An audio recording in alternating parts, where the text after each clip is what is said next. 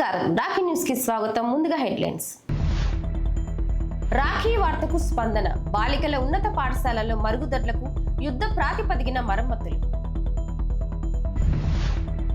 నరసరావుపేట పట్టణంలో దోపిడీ దొంగల వీర విహారం. అప్రమత్తంగా ఉండాలని పోలీసుల హెచ్చరిక.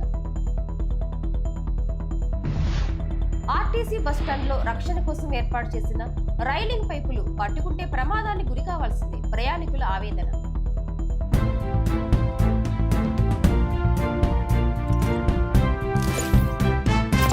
నరసరావుపేట బస్టాండ్లో ప్రయాణికులకు రక్షణ కోసం ఏర్పాటు చేసిన స్టీల్ రైలింగ్ పైపులు వారికి రక్షణ కల్పించకపోగా ప్రమాదకరంగా మారుతున్నాయి.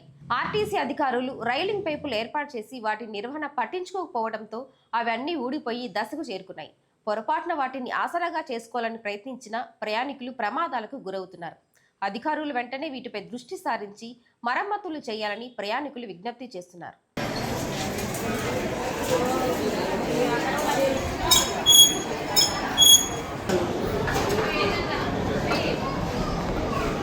ఈ సంవత్సరం వర్షపాతం తక్కువగా నమోదవడంతో రాబోయే సీజన్లో పంటల దిగుబడి తక్కువగా వస్తుందని అంచనాలతో ఆహార ధాన్యాలు రేట్లు ఒక్కసారిగా పెరిగాయని వాటికి అడ్డుకట్ట వేసే ప్రయత్నంలో భాగంగా రాష్ట్రంలో అన్ని ముఖ్య పట్టణాల్లో చౌక ధరకు బియ్యం అమ్మకాలను చేపట్టినట్లు నరసరావుపేట శాసనసభ్యులు డాక్టర్ చెదల్వాడ అరవింద్ బాబు తెలిపారు.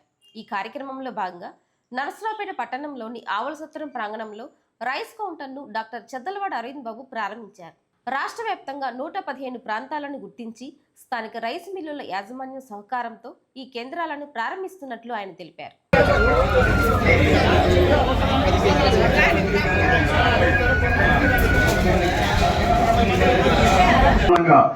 సుమారుగా 30% పంట తగ్గడం వలన నిత్యావసర వస్తువులు ప్రతిరోజు పెరిగిపోతాయి.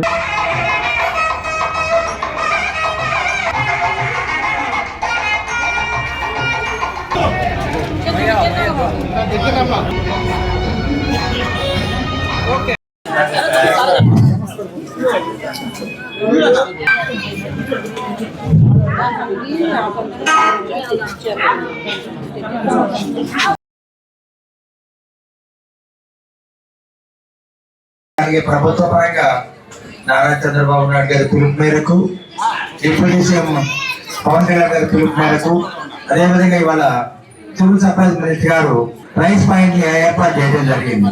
మరి నరసరావుపేట అసెంబ్లీలో అయితే దాదాపు పల్నాడు జిల్లా రైస్ మిల్లర్స్ అసోసియేషన్ ద్వారా దాదాపు 500 రైస్ మిల్లర్ పాయింట్ ఏర్పాటు చేయడం జరిగింది.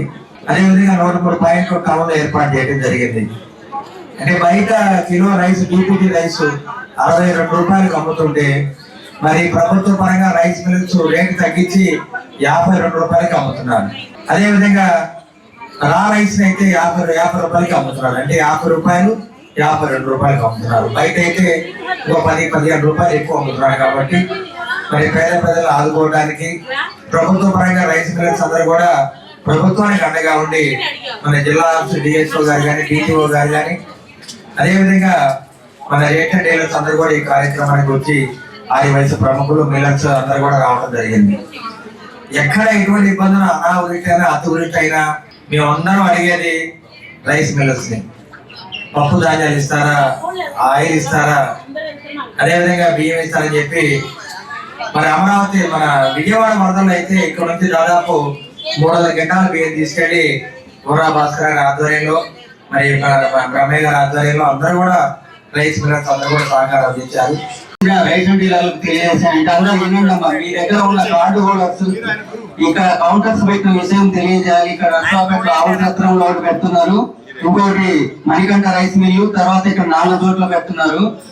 ఆధార్ కార్డు తీసుకొని మాత్రమే రావాలని చెప్పండి అమ్మా అందరికి.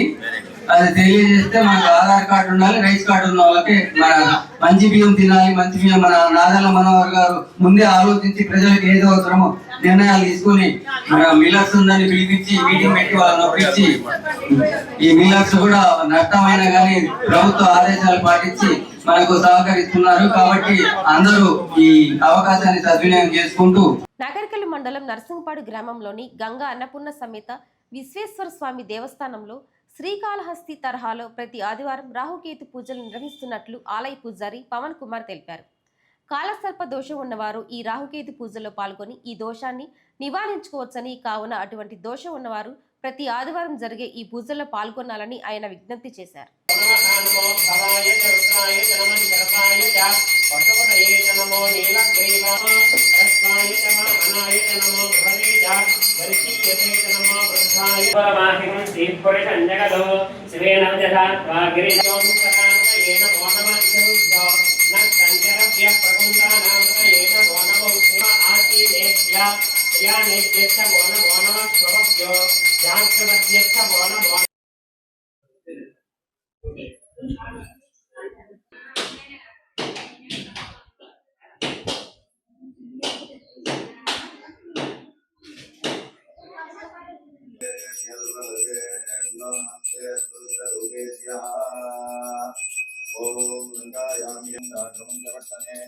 ఫలంపురీ జోగురాంబాశ్రీశైలే బ్రహ్మాంబికా లక్ష్మీ మాహూర్యే ఏరవిదికాం జైన్యాం మహాకాళీ విదికాయాం గురు పార్వతీపతయే హర హర మహాదేవ.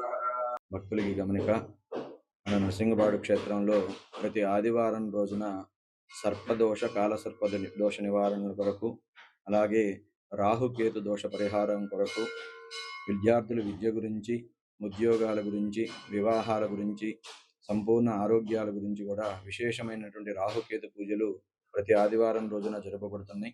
కావున భక్తులందరూ కూడా ఈ యొక్క పూజా కార్యక్రమాల్లో పాల్గొని తరించగలరని ప్రార్థన. నరసరావుపేట ప్రకాష్ నగర్లో జరిగిన భారీ దొంగతనం ఆలస్యంగా వెలుగులోకి వచ్చింది. ఇంట్లో ఎవరూ లేరని గమనించిన దొంగలు చాతచక్యంగా తమ పని కానిచ్చారు. ప్రకాష్ నగర్కు చెందిన ఆది నారాయణ రెడ్డి జూలై 30వ తేదీ బంధువు మృతి చెందడంతో కుటుంబంతో కలిసి వారిని పరామర్శించడానికి ఊరికి వెళ్లారు. ఇది గమనించిన దొంగలు ఇంట్లోకి చొరబడి 340 గ్రాముల బంగారం, 25 లక్షల నగదు అపహరించినట్లు బాధితులు పోలీసులకు ఫిర్యాదు చేశారు. కేసు నమోదు చేసుకున్న పోలీసులు దొంగతనంపై దర్యాప్తు ప్రారంభించారు. నరసరావుపేట పురపాలక బాలికల ఉన్నత పాఠశాలలో అధ్వాన్న స్థితిలో ఉన్న టాయిలెట్లపై రాకీ న్యూస్ ప్రసారం చేసిన వార్తకు శాసనసభ్యులు డాక్టర్ చదల్వాడ అరవింద్ బాబు వెంటనే స్పందించారు. పాడైపోయిన టాయిలెట్లలో మరమ్మతులు చేయడంతో పాటు కొత్తగా బాలికలకు సౌకర్యవంతమైన టాయిలెట్లను నిర్మించారు. ఈ వార్తపై వెంటనే స్పందించి చర్యలు తీసుకున్న ఎమ్మెల్యే చదల్వాడ అరవింద్ బాబుకి బాలికలు మరియు వారి తల్లిదండ్రులు కృతజ్ఞతలు తెలియజేశారు. ఆషాఢ మాసం సందర్భంగా నకరికెల్లి మండలం అడ్డరోడ్డి గ్రామంలో పోలేరమ్మ తల్లికి ప్రజలు భక్తి శ్రద్ధలతో కొలుపులు సమర్పించుకున్నారు. ఈ కార్యక్రమంలో భక్తులు పెద్ద ఎత్తున పాల్గొని కొలుపులు సమర్పించడంతో పాటు అమ్మవారికి ప్రత్యేక పూజలు నిర్వహించారు.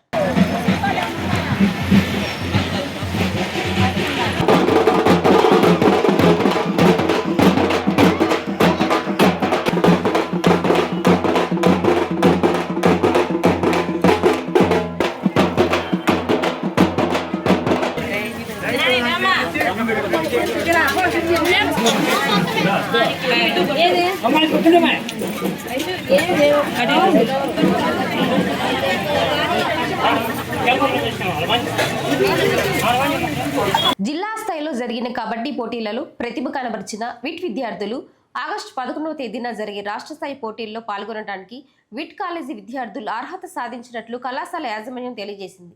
ఈ పోటీలలో ప్రతిభ కనబరిచిన విద్యార్థులను యాజమాన్యం మెడల్స్ తో సత్కరించి అభినందనలు తెలియజేసింది.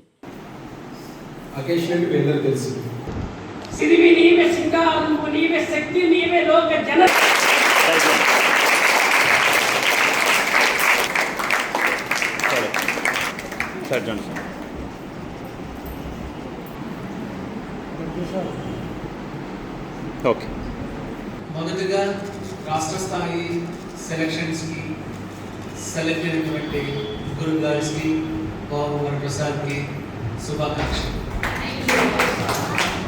నా పేరు Sambasivarao, Bitti college director. Sir DSR sir Bitti college director. నిన్న జరిగిన జిల్లా స్థాయి కబడ్డీ పోటీల్లో రాష్ట్ర స్థాయిలో ఎంపిక కావటం మా పిల్లలు చాలా సంతోషంగా ఉంది. వారిలో విష్ణుప్రియ, ఝాన్సీ రాణి, అదేవిధంగా జెస్సీ, బాయ్స్లో పెద్దిరెడ్డి వరప్రసాద్, వీళ్ళు నలుగురు కూడా రాష్ట్ర స్థాయి పోటీలకు సెలెక్ట్ కావటం మా కాలేజీలో చదువుతున్నందుకు మాకు చాలా గర్వంగా ఉంది. మా కళాశాలలో ఆబ్జెక్టివ్తో పాటు ఇటువంటి గేమ్స్ కూడా ఎంకరేజ్ చేస్తున్నాము. ఇటువంటి గేమ్స్ ఎంకరేజ్ చేసే దాంట్లో ఈ పిల్లలు సెలెక్ట్ కావడం మాకు చాలా సంతోషంగా ఉంది. వీరు రాష్ట్ర స్థాయిలో కూడా సెలెక్ట్ అయ్యి దేశ స్థాయిలో ఆడాలని మనస్ఫూర్తిగా కాలేజీ తరఫున మేము కోరుకుంటా ఉన్నాము.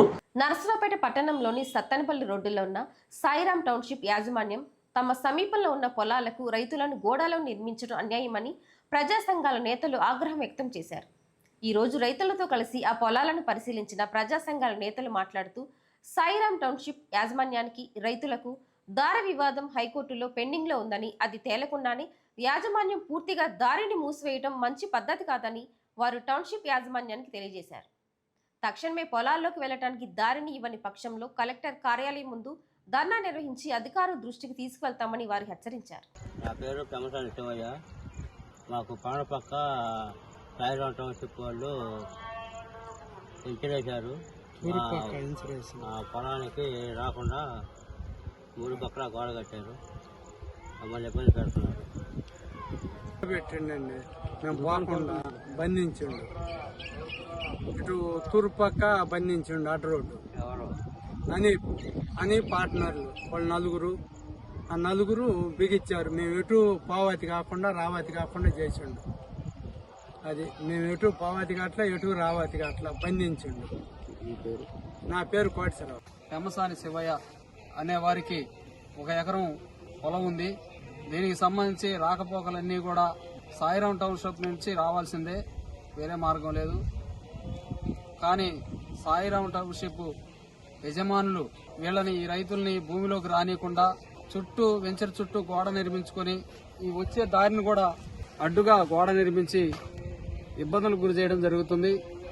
దీని మీద గతంలో గ్రీవెన్స్ డేలో కలెక్టర్ గారిని కూడా ఈ రైతులు ప్రజా సంఘాల ఆధ్వర్యంలో కలెక్టర్ గారు కూడా కలిసి అర్జీ ఇవ్వడం జరిగింది. సాయిరాం టౌన్షిప్ నర్సాపేట ఎలాంటి అనుమతి లేనటువంటి ఇన్సర్ ఇది. ఇలాంటి ఇన్సర్లు పట్టణంలో చాలా ఉన్నాయి. అసలు పర్మిషన్ లేదు, గోడలు పెడుతున్నారు. పక్కన ఉన్నటువంటి పొలాలు రైతులకి దారులు లేకుండా చేస్తున్నారు. చట్ట వ్యతిరేకంగా జరిగే వ్యాపారాన్ని అదుపు చేయాల్సిన బాధ్యత ప్రభుత్వానికి ముందుగా. అలాగే రైతులకి దారులు లేకుండా దారులు మూసేసి బలవంతంగా అమ్మాలి, లేకపోతే నడవడం అనేటువంటి విధానం అనేటువంటిది మంచిది కాదు. జిల్లా కలెక్టర్ గారు ఇక్కడే ఉంటారు, అంతా ప్రభుత్వ సిబ్బంది అంతా టౌన్లోనే ఉంటారు. కానీ ఈ రకంగా ఇలాంటి దౌర్జన్యాలు ఇక్కడ ఎక్కువ జరుగుతున్నాయి. ప్రభుత్వం వెంటనే స్పందించి ఈ గోడల మొత్తం కూడా తొలగించి ఈ అనఫీషియల్ ఎంచర్లో ఉన్న రాళ్లు తీసేసి పక్కన ఉన్నటువంటి రైతులకి రహదారి ఏర్పాటు చేయాలని ఈ సందర్భంగా మేము ప్రభుత్వాన్ని డిమాండ్ చేస్తూ ఉన్నాం. అమరావతి ఛాంపియన్షిప్ టోర్నమెంట్లో వివిధ విభాగాల్లో నరసరావుపేట నుండి ప్రాతినిధ్యం వహించడానికి స్టేడియంలో జరిగిన ఎంపికలలో 50 మంది విద్యార్థులు ఎంపికవగా వారిలో 25 మంది ఒక్క వాగ్దేవి కళాశాల నుండి ఎంపికైనట్లు ప్రిన్సిపల్ నాగేశ్వరరావు తెలిపారు. వీరంతా ఆగస్టు 10న జరిగే జిల్లా స్థాయి టోర్నమెంట్లో వీరంతా పాల్గొంటారని ఆయన తెలిపారు. 31వ తేదీన అమరావతి ఛాంపియన్షిప్ పల్నాడు జిల్లా స్థాయిలో టోర్నమెంట్స్, కబడ్డీ టోర్నమెంట్స్, అన్ని అథ్లెటిక్స్, ఖోఖో అన్నీ కూడా కాంపిటీషన్స్ నిర్వహించడం జరుగుతుంది. అందులో భాగంగా నరసరావుపేట నియోజకవర్గ స్థాయిలో అది సుమారుగా 400 మంది విద్యార్థులు ఈ పోటీల్లో పాల్గొనగా వారిలో మా వాగ్దేవి జూనియర్ కాలేజీ నుంచి 50 మంది విద్యార్థులు పార్టిసిపేట్ చేయడం జరిగింది. ఆ 50 మందిలో 25 మంది విద్యార్థులు మన నరసరావుపేట నియోజకవర్గం నుంచి సెలెక్ట్ అవ్వడం, విభిన్న స్పోర్ట్స్లో సెలెక్ట్ అవ్వడం జరిగింది. అండర్ 17 విభాగంలో, కబడ్డీ విభాగంలో ఒక 6, అండర్ 23 కబడ్డీ విభాగంలో ఒక 6, అలానే ఖోఖో, అలానే వాలీబాల్, అలానే అథ్లెటిక్స్ అన్నిటిలో కూడా మరి ప్రతిభ కనపరిచి అమరావతి ఛాంపియన్షిప్లో పల్నాడు జిల్లా స్థాయిలో వీళ్ళు ఆగస్టు 10వ తేదీన మళ్ళీ జరగబోయే జిల్లా స్థాయి దానిలో కూడా పార్టిసిపేట్ చేయడానికి సెలెక్ట్ అయినందుకు మా విద్యార్థులందరినీ కూడా ప్రత్యేకంగా అభినందిస్తూ, పోయిన నెల మరి మన స్టేడియంలో వాలీబాల్ అండ్ అథ్లెటిక్స్, అదేవిధంగా శంకరభారతిపురంలో ఖోఖో, కబడ్డీ పోటీలు నిర్వహించడం జరిగింది బాలబాలికలకు విరివిరిగా. అయితే గమనించినట్టయితే వీళ్ళు మొత్తం 400 మంది విద్యార్థులు పాల్గొనగా ఒక 50 మందిని మాత్రమే సెలెక్ట్ చేశారు. దానిలో 25 మంది వాగ్దేవి జూనియర్ కాలేజీ నుంచి సెలెక్ట్ కావడం జరిగింది. వార్తలు ముగించే ముందు హెడ్లైన్స్ మరొకసారి. రాఖీ వార్తకు స్పందన, బాలికల ఉన్నత పాఠశాలలో మరుగుదొడ్లకు యుద్ధ ప్రాతిపదికన మరమ్మతులు. నరసరావుపేట పట్టణంలో దోపిడీ దొంగల వీర విహారం, అప్రమత్తంగా ఉండాలని పోలీసుల హెచ్చరిక. ఆర్టీసీ బస్టాండ్లో రక్షణ కోసం ఏర్పాటు చేసిన రైలింగ్ పైపులు పట్టుకుంటే ప్రమాదానికి గురి కావాల్సిందే, ప్రయాణికుల ఆవేదన. వార్తలు ఇంతటితో సమాప్తం. మరో బులెటిన్లో మళ్ళీ కలుద్దాం. అంతవరకు సెలవు. నమస్కారం.